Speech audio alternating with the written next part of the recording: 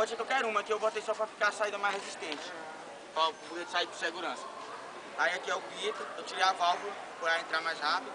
Aí esses braçadeiros aqui, ó, simplesmente é só pra segurar o foguete. Vai disparar aí. Quando eu bombear aqui, vai entrar ar e vai dar uma pressão juntamente com a água. Nessa pressão, vai dar um impulso onde o foguete vai subir. Entendeu? Vamos soltar. É simples. Alguém tem alguma pergunta aí pra... Alguma dúvida? Eu não entendi por que precisa de água. Fala aí. A água para dar mais força, Eu não entendi por que precisa da água. Questão da água? Por que precisa da água? Será sem água só? É para dar pressão, impacto. Com litro pesado ele vai mais alto. Só com um litro também dá certo. Só que vai baixo, entendeu? O litro é maneirinho. Você tá filmando? Eu vou testar só sem água. Tudo bem. Só que eu não sei se vai vazar porque eu botei uma borracha de... Tem que botar borracha de vedação, pra água não vazar.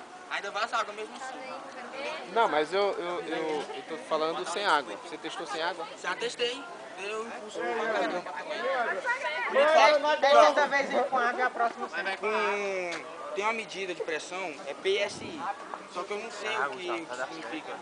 Aí é tipo a pressão. A 90 graus, 90 PSI, ele está o suficiente para subir. A 150 o líquido estoura. Entendeu? Deixa eu ver aqui. Cadê que faz de novo aí?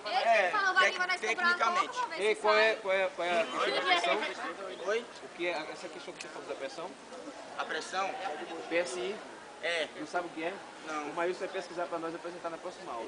Mas... Bota a rede. Só um pouco. Tem foto?